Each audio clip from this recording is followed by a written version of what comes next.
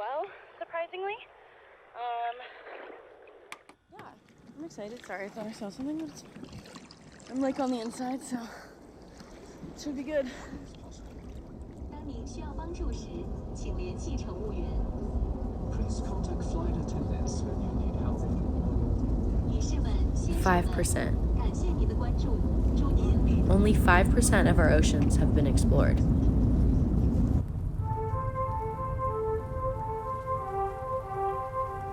Meaning, we're missing a lot. But what can we learn right now?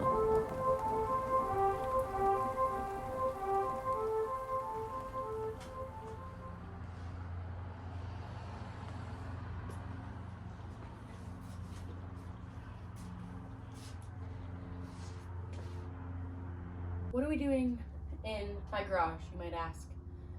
That is a good question. I don't really know, but we're gonna find out. We're gonna get into it. Let's move on over. Here's the tour. Welcome to what I call the surf dungeon. I spent a lot of time in here getting my boards ready to go and everything like that.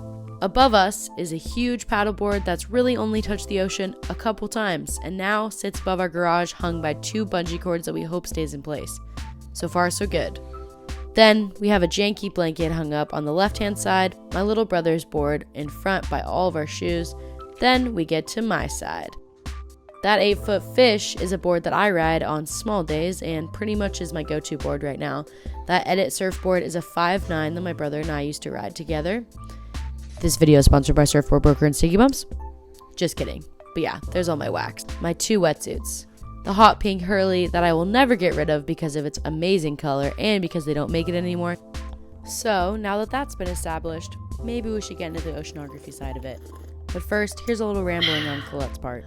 Welcome to Colette's Kooks, a series where I take on the role as supreme oceanographer, showing you everything you need to know about the ocean and the earth and everything else. On this episode, we're going to cover a variety of things. A variety of things. Like surfing. Not surfboards, unfortunately. Maybe in the next episode. But we're going to talk about the ocean, what it does, good old Mother Nature, everything that happens in the world, how it affects us, and what we're going to do with it. We're going to talk about the moon. We're going to talk about the tides. We're going to talk about waves. Okay. Oh, yeehaw! Going surfing! Right now it's 5 to 7, fair conditions, and I'm gonna go surf right now. It should be fun. Okay, I'll stop with all the shenanigans now. But let's take a look at what my brother said. He said 5 to 7 before he was leaving to go surfing. When he said 5 to 7, he meant 5 to 7 feet in a wave. So I did my actual research and hopped on Surfline.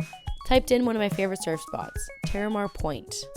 It can be really helpful because it'll tell us the surf height, the tide, wind, and swell directions, which can be really helpful. Some people might get confused by looking at that, but it's really not that complicated. It just means that the swells are probably going to be 2.5 feet and the waves are going to be somewhere between 14 to 18 seconds. And that's just at Terramar on a good day. Moving down the line on Surfline, it gives us more of a broad sense of what's going on that week. The forecast Monday through Friday will tell me what the wind's going to be at, how the tide's going to be, and everything like that. It's pretty helpful for the long forecast to determine when I'm going to go out this week and when it's going to be the best. Now that we've taken a look at the Terramar cam, let's look at some actual footage I got from it this morning. After a nice little coast drive, I pulled up to Terramar, slightly surprised to see the amazing waves. After watching for about 20 minutes, I saw what was going on with some of the surfers. The waves looked amazing from the outside, but paddling into them was a bit of a struggle. There wasn't a lot of push, as surfers would say. Terramar, you want the tide to be at about 2 or lower than that. Any higher and the water gets backwashy. After sitting there for about 20 minutes and filming people not getting waves, this was the best wave I saw all session. Pretty sick, old guy.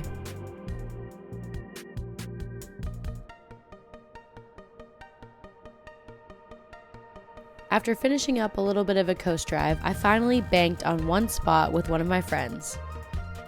After watching and getting suited up, we decided we were going to paddle out. love filming and all, but it's freaking cold.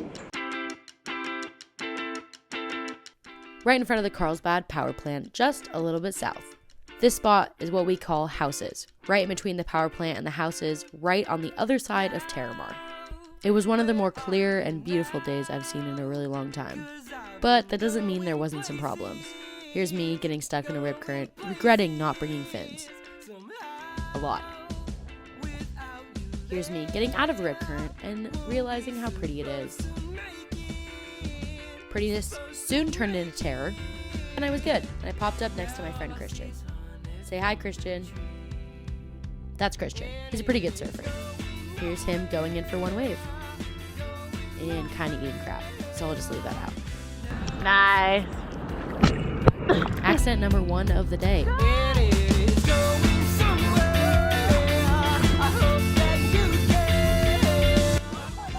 We both got a good laugh out of it though. Another barrel.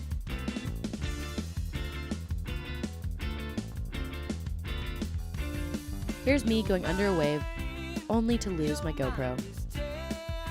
Freak out, find my GoPro, freak out some more, and then decide to get out.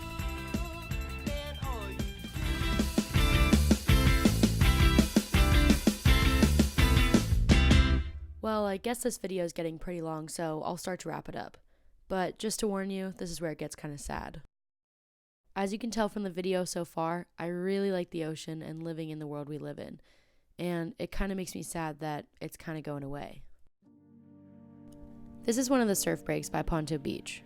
Here's some people surfing.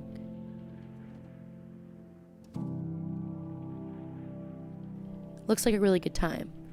But that's on the north end. If you look to the south, there's a big wall of construction going on.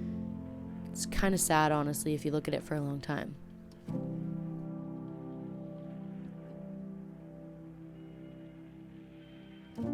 What they're doing is dredging the beach with sand, which might seem harmless because it gives us more sand for our beaches, but in reality, it's making our beaches erode faster.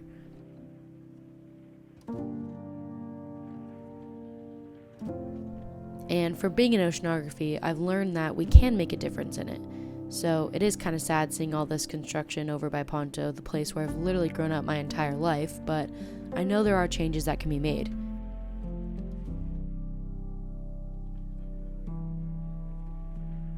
Whether it's small or big or something I can do in the future, I know that documenting all this right now and showing awareness might help in some way. So it might not seem like all the research from this project has been there, but in reality, I've learned a lot. I've learned all about sand dredging as it's going on right down my street, all about tides and waves just from being in them. I don't think I would have been able to gain all the knowledge I have been without making this video. It's given me a lot of insight, and maybe it'll give other people insight as well. To live in the now, to see the now, to be the now, just to do something right now. And if anything I've learned from this semester is to just go out there. And as you've said it before, just think about oceanography.